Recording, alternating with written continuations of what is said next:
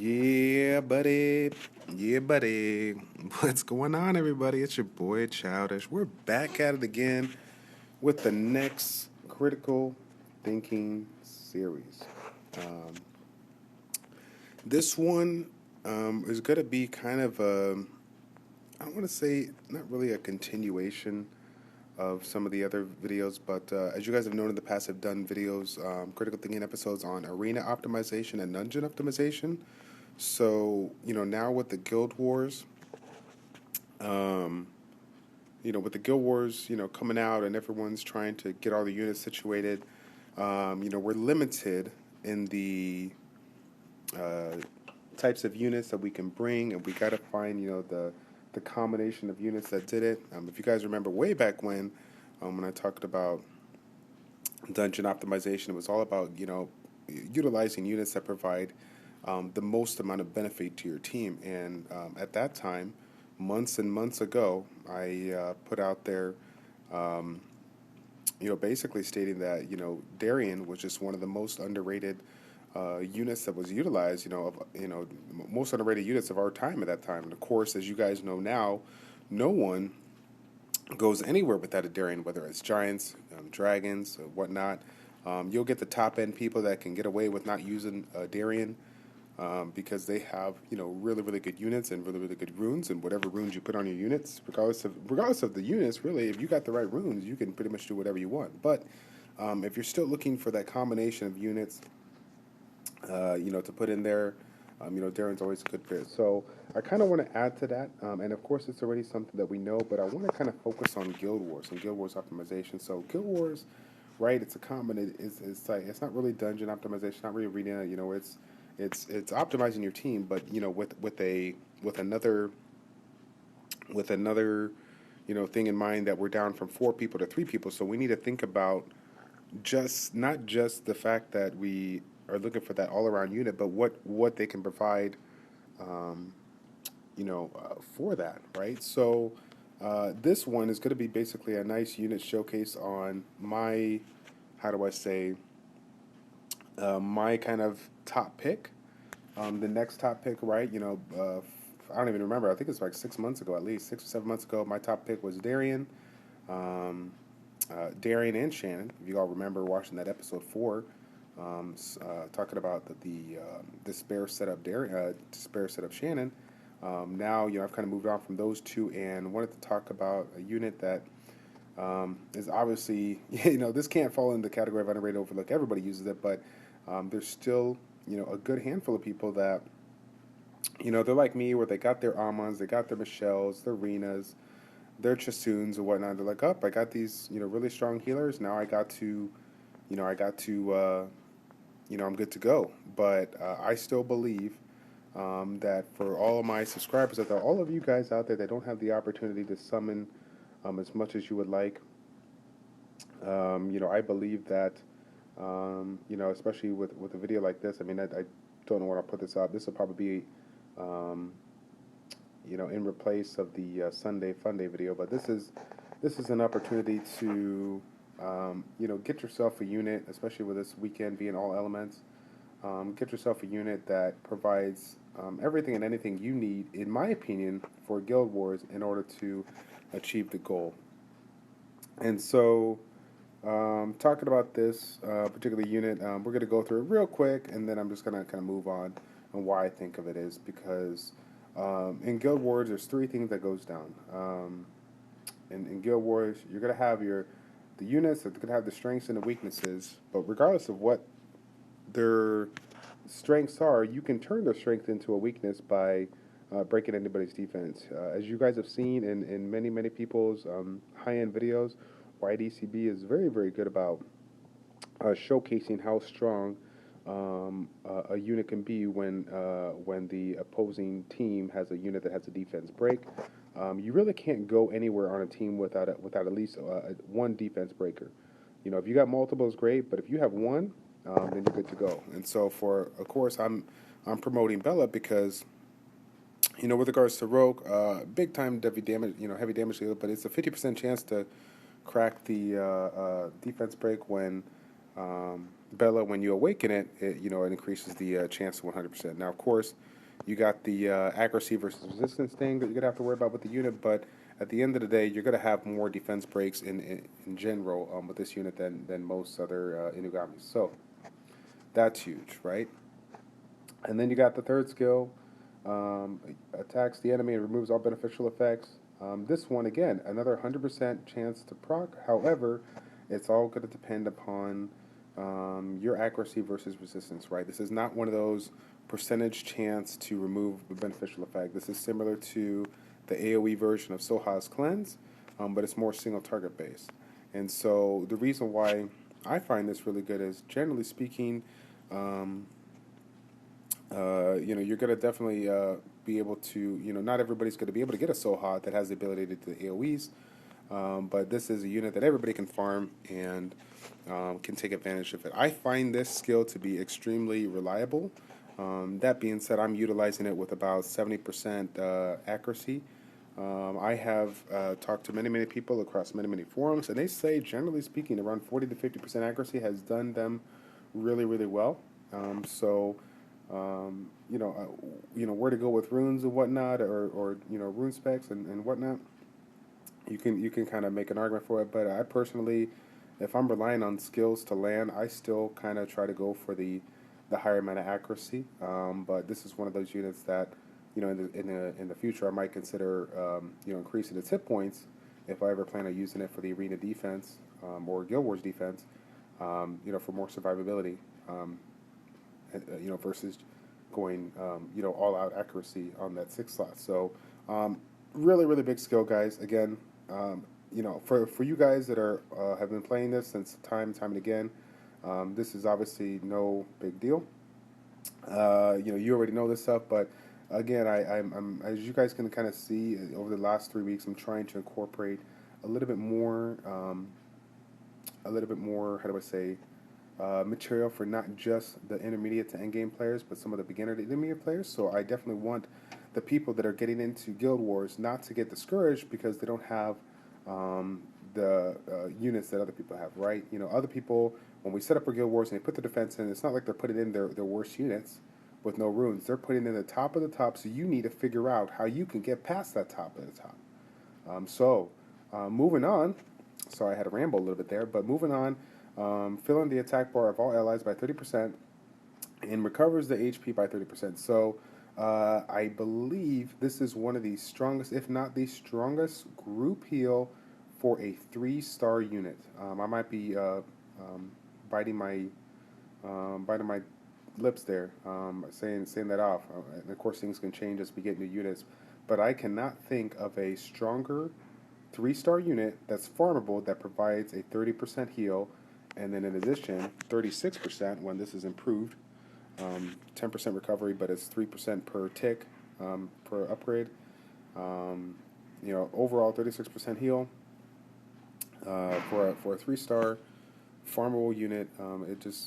It can't be beaten. So I believe that without a doubt, this is definitely one of the most universal overall units that you could provide. The only downside to it is really the fact that it doesn't provide damage. However, I consider it to be able to provide damage because whenever you defense break something, you're generally doing, almost, anywhere. I mean, I don't say almost, but the damage that I do with some of the units, it's almost like double. You know what I'm saying? Double the amount of damage that I would do if I didn't have the defense break. So the damage that my other units do make up for it. So really big here. Rune specs. It's been kind of going on and on about what's the best way to go. I would prefer a violent set on it, but my arena defense or my Guild Wars defense is based on speed, right? So I'm using Jameer. Where's Jameer at, right? A speed leader. Hua, a speed DPSer. And then Belladeon, which is a speed, obviously I have it set to be a speed-based leader. So is Swift better than Violent? I don't know. I think it depends on your situation. I believe Violent is the end-all, be-all Rune specs for a lot of them, but they are talking about possibly changing some stuff. So by the time this video is out there, if you guys are seeing this, a month down the road, 2 months down the road, things might change to where Swift is more reliable, more consistent. I personally feel at this time that the Swift set is, exactly what I need. The 180 speed, 184 speed with the 24% speed leader and the speed tower, it does really, really well. And I'm not, in my situation, which, for me, I have a resetter, right? I have the unit that can reset the skill. I'm not too concerned about having the violent specs. I prefer the extra speed. That being said, I do not frown upon having the violent set in the future. Recommendations, I like speed, hit point, technically. I have speed, hit point, accuracy, but I like speed, hit point, if and only if you can get roughly 40 to 50% accuracy on the substats for the following runes. If you can't, then I kind of prefer going to speed, hit point, accuracy, or speed, hit point, accuracy. Definitely try to go speed, hit point if you can, but if you can get, if you can't get the accuracy that you need, at least around that 40, 50, 60% range, then I would probably recommend going for accuracy on the slick slot. So, again, Swift or Violent, it's all good. You can go either way. I prefer Swift right now because I'm utilizing it with a heavy speed team for arena offense as well as Guild Wars defense. But they all, anything can work. It just depends on the units, the runes, and the synergy that you're trying to make it work. So, I hope this small unit showcase can show you not only what it can provide as far as what you can see, but what you can't see. And I'm going to go ahead and do a little showcase for you. I'm going to show you in a recent video here on one of the top guilds, top 100 guilds, top players in the guild, Clan Exodus. Shout out to Clan Exodus. Formerly Clan Ubiquitous from the App of Asia Guilds, a stellar group of people that have amazing players, and I was fortunate enough to have a couple of fights that basically showcase the benefits of Belladeon, even at a 5-star max, going against people that are Conquer 3 Guardian, showcasing not just the ability to heal, but the ability to increase the attack gauge. So I'm going to show you here why my Guild Wars defense and my arena offense works so well. It's not just because he has a great heal, but because of the pack, but because of the attack bar as well. The ability to raise the attack bar of a unit that has over 240 speed can do wonders for saving you in a fight. So stay tuned for the following arena match.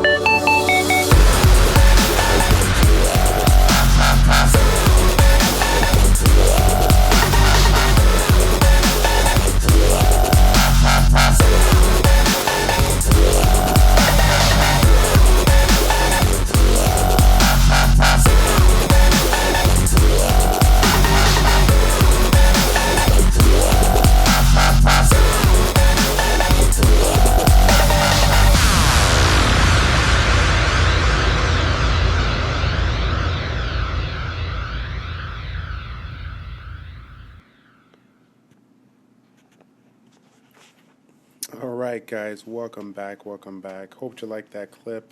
As you can see right there, the benefit of not just a defense break, a cleanse, and a heal, but the combination of the heal and the attack gauge can allow you to do things that, with a speed-based team, that can definitely give you the edge on your opponents. So, in conclusion, my top pick as far as a all-around farmable unit to assist you in optimizing your Guild Wars team has to go to Bella versus any other unit.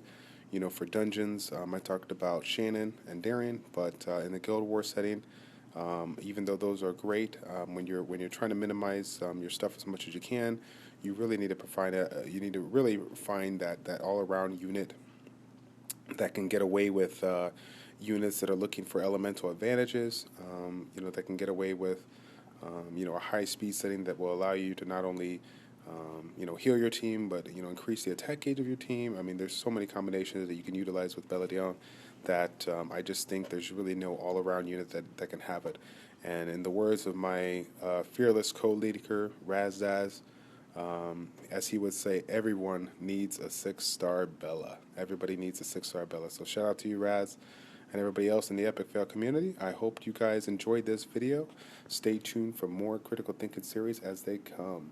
Thanks again for tuning in. It's your boy Childish from ChildishPlays checking out. Take care, and we'll see you next time. I'm out.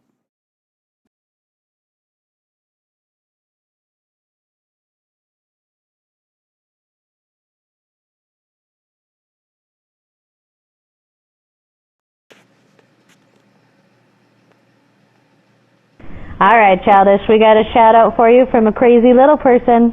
Are you ready? Are you ready? No, if I can use it. Oh, she's got an itch first. Hold on. Are you done? All right, fail. Here you go. Ready? Okay. Yeah. Yeah, buddy. Yeah, buddy. One more time. Yeah, buddy.